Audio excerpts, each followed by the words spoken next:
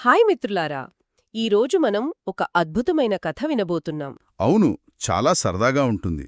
కథ పేరు చిన్ని స్నేహితుల తెలివైన పాఠం. అనగనగా ఒక పెద్ద అడవి ఉండేదట.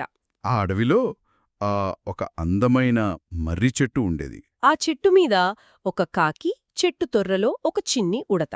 ఇంకా ఆ చెట్టు కింద ఉన్న కలుగులో ఒక ఎలుక నివసించేవి. వాళ్ళు ముగ్గురు చాలా అంటే చాలా మంచి స్నేహితులు. ప్రతిరోజూ కలిసి ఆడుకునేవారు, పండ్లు పంచుకుని తినేవారు. భలే ఉండేది వాళ్ళ జీవితం. వాళ్ళ జీవితం చాలా సంతోషంగా సాగిపోతుందన్నమాట. కాని ఒకరోజు వాళ్ళ సంతోషానికి ఒక ఆటంకమొచ్చింది. అవునా? ఏంటది? ఆ అడవిలోకి ఒక జిత్తులమారి నక్క వచ్చింది. అయ్యో! దానికి చాలా ఆకలిగా ఉంది. అప్పుడు అది ఆడుకుంటున్న ఈ ముగ్గురు స్నేహితులను చూసింది.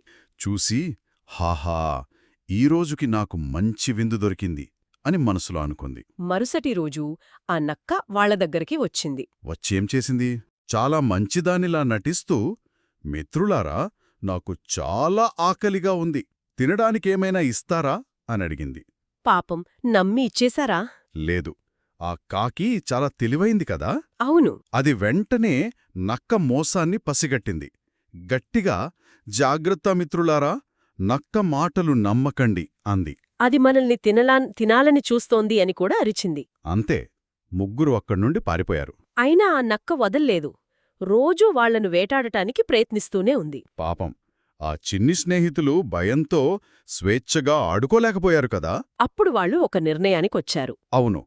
చివరికి ఒక సమావేశం పెట్టుకున్నారు. ఆ సమావేశంలో తెలివైన కాకి, నా దగ్గర ఒక ప్రణాళిక ఉంది అంది. మనం ముగ్గురం కలిసికట్టుగా ఉంటే ఆ నక్కకు మంచి గుణపాఠం చెప్పవచ్చు అని ధైర్యం చెప్పింది. ఆ ప్రణాళికేంటో చాలా ఆసక్తిగా ఉంది. సరే, ప్రణాళిక ప్రకారం మరుసటి రోజు ఉదయం ఉడత నక్క ముందుకు దూకింది. దూకేం చేసింది? దాన్ని ఆటపట్టించడం మొదలుపెట్టింది. అప్పుడు నక్కకి చాలా కోపం వచ్చుంటుంది కదా. అవును, విపరీతమైన కోపం వచ్చి ఉడతను వెంబడించింది. అదే సమయంలో పైన ఆకాశంలో ఎగురుతున్న కాకి ఆ కాకి నక్కను దారి మళ్లిస్తూ ఒక పాడుబడ్డ బావి వైపు నడిపించింది. అంటే ఇదంతా వాళ్ల ప్లాన్లో భాగమన్నమాట. కరెక్ట్.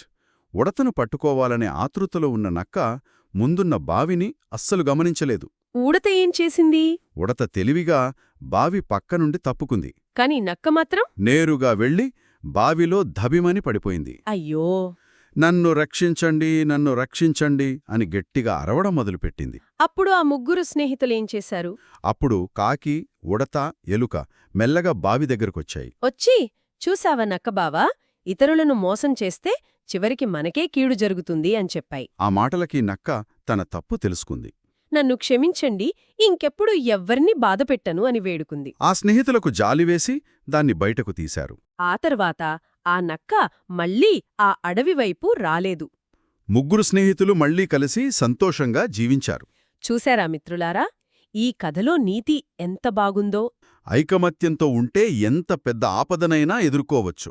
మోసం చేయడం ఎప్పటికీ మంచిది కాదు కదా. నిజమే. ఇప్పుడు అందరూ ఆలోచించండి.